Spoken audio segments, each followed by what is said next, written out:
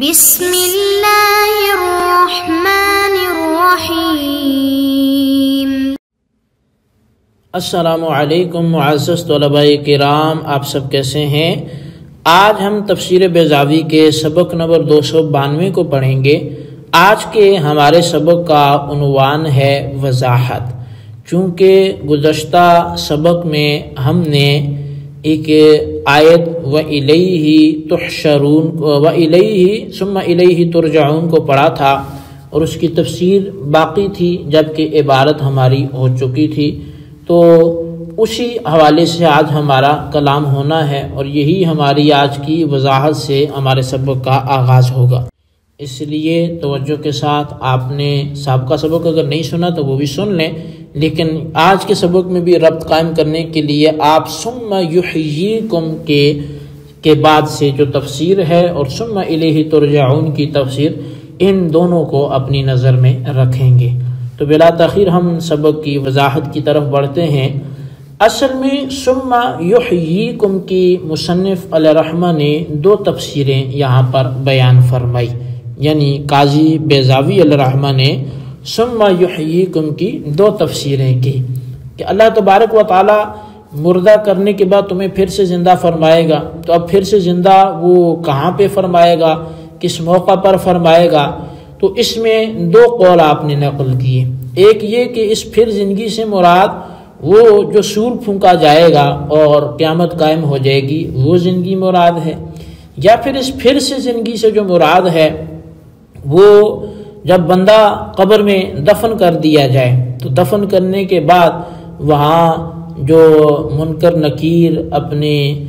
دانتوں سے زمین کو چیرتے ہوئے وہ قبر میں آئیں گے، تو ان کے آ کے مردے کو اٹھا کے جو سوالات کرنے ہیں من ربک ما دینک ما کنت تقول فی حق ھذا الرجل، تو ان تین سوالات کے لیے قبر میں اسے پھر سے جگایا جائے گا، پھر سے زندہ کیا جائے گا۔ تو یہ دو تفسیریں ثم یحییکم سے متعلق تھی۔ اچھا، اب آپ نے یہ دو تفسیریں ذہن میں رکھتے ہوئے ثم الیہ ترجعون کی تفسیر کو ملاحظہ کرنا ہے۔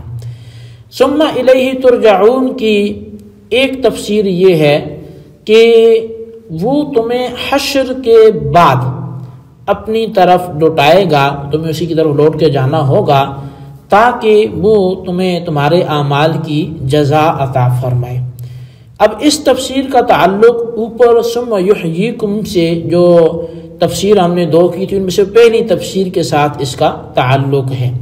کیونکہ وہاں پہلی تفسیر سے ہم نے مراد وہ نشر یوم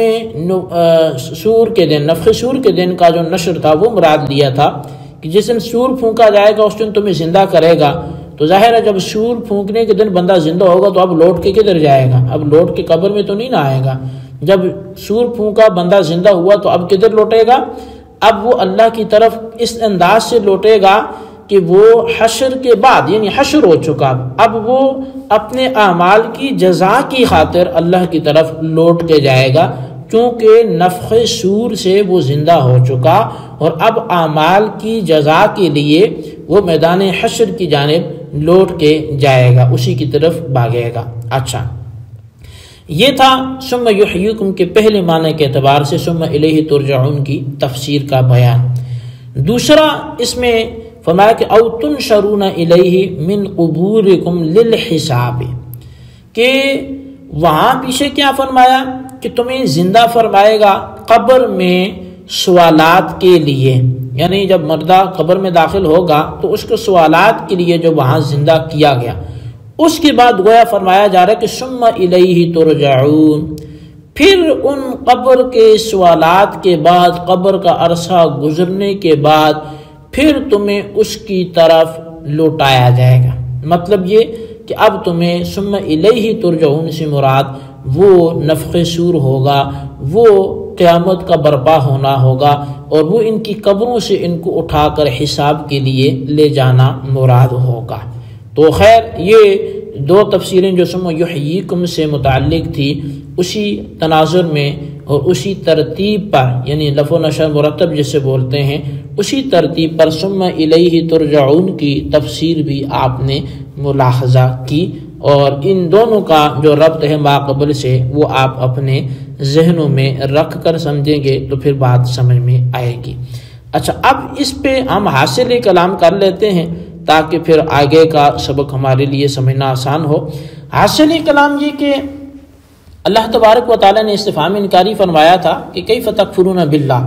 تم اللہ کا کیسے انکار کر سکتے ہو جبکہ تم مردہ تھے، تمہیں اس نے زندہ کیا، پھر وہ تمہیں مارے گا، پھر تمہیں زندگی دے گا، پھر تم نے اسی کی بارگاہ میں حاضر ہو کے سوال و جواب اور حساب و کتاب بھی دینا ہے، تو تم کب تک بھاگو گے؟ یہاں اگر تمہیں چھوٹ دے رکھی ہے تو کل تو تم نے پھر پھنس جانا ہے، پھر پریشان ہوگے، تو تم کیسے اللہ کا انکار کر سکتے ہو؟ تم نہیں کر سکتے۔ تو خیر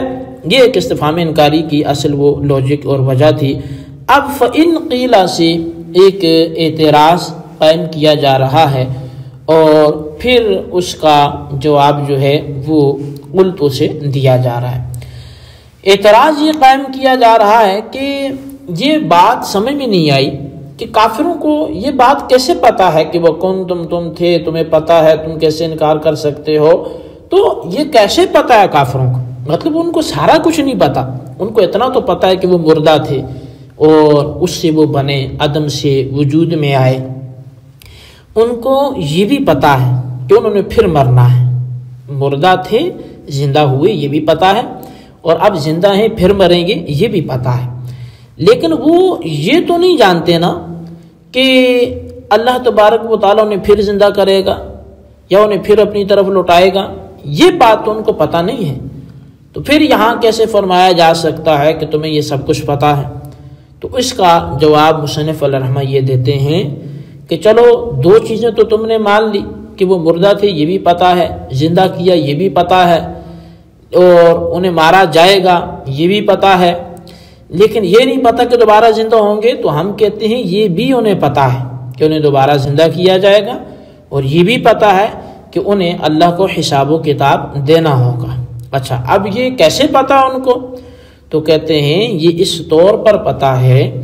کہ اللہ تبارک و تعالی نے اس علم پر سارے دلائل قائم کر لیے ہیں۔ اللہ نے انبیاء کرام کو بھیجا، کتابیں بھیجی، اور ان کو بار بار متنبی کیا جاتا رہا، آیات میں ان کو جھنجھوڑا جاتا رہا کہ یہ جو تم جس قدر غفلت میں بھٹک رہے ہو، تم نے واپس آنا ہے، تمہیں مرنا ہے، پھر تمہیں زندہ کیا جائے گا، پھر تم سے حساب و کتاب ہوگا۔ تو جب سب کچھ ان کے سامنے بیان ہو چکا تو یہی تو علم ہے، یہی تو ان کو پتا ہے۔ پھر اللہ نے عقل بھی دے رکھی ہے ان کو کہ جس نے پیدا کیا وہ مارے گا، وہ پھر سے زندہ کر سکتا ہے۔ یعنی ایک یہ ہے کہ اللہ تبارک و تعالیٰ ایک شے کو عدم سے وجود بخشے، یعنی وہ شے پہلے اصلاً تھی ہی نہیں اور اللہ نے اسے وجود دیا اور اسے شے بنایا، وہ کچھ نہ تھی تو اسے کچھ بنایا۔ لیکن ایک یہ ہے کہ اللہ تبارک و تعالی بنی ہوئی شے کو مٹا کر اسے پھر سے بنائے، تو آپ اس کو بخوبی سمجھ سکتے ہیں، اور ہر ذی عقل اس بات کو سمجھ سکتا ہے کہ زیادہ آسان کام کون سا ہوتا ہے اور زیادہ مشکل کون سا ہوتا ہے۔ یعنی ایک چیز ہے ہی نہیں اور اس کو وجود دینا یہ زیادہ مشکل ہے، یا ایک چیز ہے اور اس کو معدوم کرنے کے بعد پھر سے زندگی دینا یہ مشکل ہے۔ اللہ پر تو کچھ مشکل نہیں، لیکن یہ ایک انسانی عقل کے تناظر میں قاضی صاحب بات سمجھاتے ہیں کہ فَإِنَّ بَدْءَ الْخَلْقِ لَيْسَ بِأَهْوَنَ عَلَيْهِ مِنْ إِعَادَتِهِ، کہ اللہ پر مخلوق کا ابتداً پیدا کرنا وہ اس سے زیادہ آسان نہیں ہے کہ وہ مخلوق کو دوبارہ سے لوٹا دے۔ تو مطلب مخلوق کا پیدا کر کے ختم کر کے پھر سے لوٹانا یہ تو آسان ہے، کیونکہ وہ تو بنی ہوئی شے کو پھر سے بنانا ہے نا، لیکن جو چیز تھی نہیں وہ اس کو اگر وجود بخش سکتا ہے تو بنی ہوئی شے کو مٹانے کے بعد پھر سے بھی وجود وہ دے سکتا ہے۔ اور پھر فرمایا کہ شاید کہ ایک معنی یہ بھی ہو سکتا ہے کہ اللہ تبارک و تعالی یہاں خطاب وہ مسلمان اور کافر سب سے فرما رہا ہے، اور اس نے ایک ترتیب سے جیسے پہلے اپنی توحید کے دلائل بیان کیے، پھر نبوت کے دلائل بیان کیے، پھر جنت والوں کا، ایمان والوں سے جنت کا وعدہ کیا، کافروں سے جہنم کی سے انہیں ڈرایا، تو پھر اس نے اپنے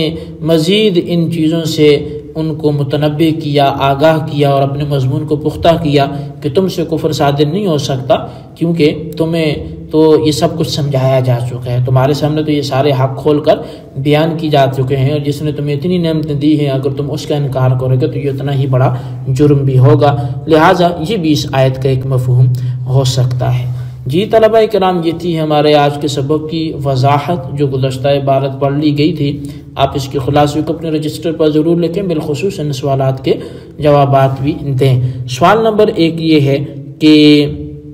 یحییکم کی کون سی 2 تفسیریں ہیں، اور سوال نمبر 2 یہ ہے کہ لف و نشر مرتب کیا ہوتا ہے، اس کی بھی کچھ وضاحت کریں۔ اللہ تبارک و تعالیٰ سے دعا ہے جو کچھ ہم نے پڑھا سنا سے یاد رکھنے کی توفیق نصیب فرمائے، آمین بجاہ النبی الامین صلی اللہ علیہ وسلم۔